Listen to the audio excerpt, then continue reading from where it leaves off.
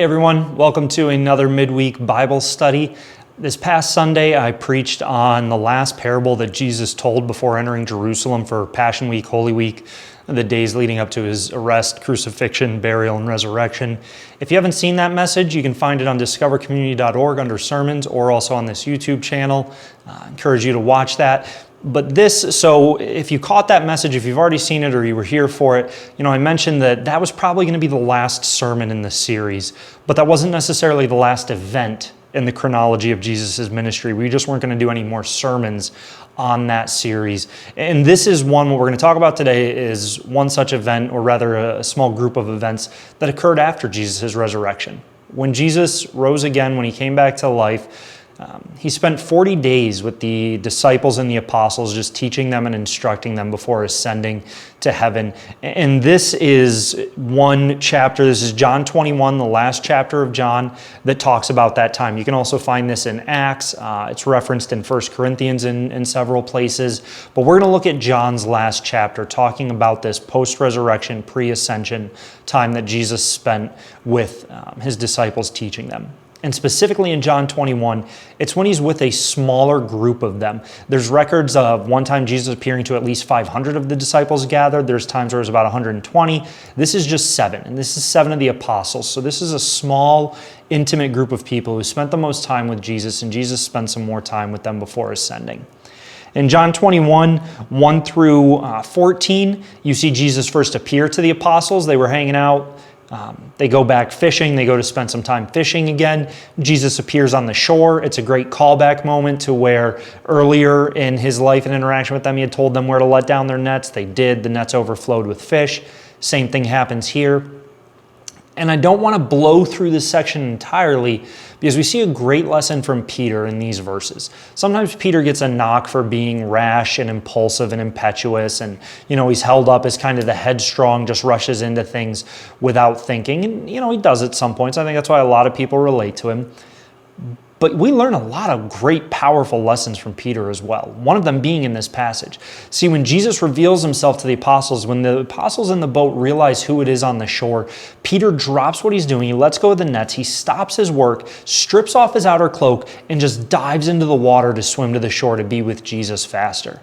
I love that zeal. I want that zeal to define my life, where whatever I'm engaged in, when all of a sudden, wait, there's Jesus? That's where I am. Forget what I was doing because I'm going to go be with Jesus. I love that passion and that heart that we see in Peter in these first 14 verses. Then in 15 to 19, Jesus is interacting with Peter. Peter, if you recall, or maybe you're learning this, Peter, when Jesus was arrested and on trial, getting ready for trial, they came to Peter, someone recognized him and said, hey, you were one of the followers of Christ. You know this Jesus of Nazareth. And Peter, fearing for his own safety, trying to save himself, denies his relationship with Jesus 3 times. As Jesus told him he was going to, Peter was adamant that he never would, but then Peter does. So here we see Jesus engage with Peter 3 times, and 3 times Jesus asks Peter, do you love me? And so I just love the parallel of thrice denied, and then 3 times Jesus asks him, do you love me? And this wonderful restoration moment for Peter. And then at the end of that conversation, and the lesson there is, remember, God's heart is for restoration. So when we mess up, right, when we mess up, and we do, and we're going to, when we do, remember that God offers restoration. And so we just need to go to him with that heart of repentance. And that's really what it boils down to, is are we humble enough to repent before the Lord, knowing that in his love he offers restoration? I love that example that you see here with Peter. And then at the end of that conversation, Jesus indicates to Peter, he gives him some allusions, some references. Now, Peter is going to die for the sake of the gospel and is going to suffer for the sake of the gospel. And that's an important detail at the very end of that section, because in the very next section, Jesus has a conversation with John, and Peter sees it and interjects himself into the conversation. We get a great lesson from Jesus. So this is John 21, verse 20. Peter turned and saw the disciple whom Jesus loved following them, the one who also had leaned back against him during the supper and had said, Lord, who is it that is going to betray you? This is John. So Jesus and Peter are talking. Jesus says, hey, Peter, you're going to suffer for the gospel. You're going to suffer for my name's sake. You're going to die for my name's sake, right? And then Peter sees John. And he says, okay, well, what about him? And what's going on with his life? What are you going to do with him? What? And I think that's like us a lot of times. We have this need to know, right? What do we hate feeling like out of the loop? You hate to be out of the loop. I hate to be out of the loop. I don't like feeling like there's a conversation happening, there are plans happening, there are details going on that I don't know about. We don't enjoy not being in the know, in the inner circle, being included in all conversations and preparations. And I think sometimes that crosses over the line into not just, okay, I like this, but I deserve this. I deserve to be in the know. I deserve to have all details laid out before me so that I can be part of the plan. I can give my opinion on this. I think that's something that really is dangerous for us. I know at times I wrestle with this greatly. If you're like me, perhaps you do too, but there are times where I cross the line into, okay, well, I deserve to have my opinion given in this. Like, they shouldn't reach a conclusion until they ask me.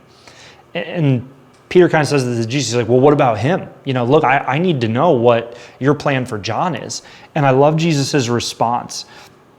Jesus said to him, if it is my will that he remain until I come, what is that to you? You follow me. And Jesus just shuts this down, right? Peter's like, well, what about him? Tell me your plans for him. And Jesus says, nope, hold up, time out. What's it matter to you? What if my plans for John are that he doesn't die until I come back? What if my plans are that you suffer and die, but not John? What is that to you? This isn't your decision to make. I gave you your command. You follow me. That's as simple as it gets, Peter. And I know I need that reminder. I need to listen to Jesus at times in my life when he's saying, Sam, what is that to you? So what if they have more money than you? So what if they have less health problems than you? So what if their family has this and your family doesn't? I mean, so what? So what if it seems like they get all the promotions? So what if it seems like things go easier for them? So what? Stepping into the ministry, it's really interesting. I have conversations with other pastors, and there's this very real pressure. And, we could argue about where it comes from. I think part of it comes internally, part of it comes externally.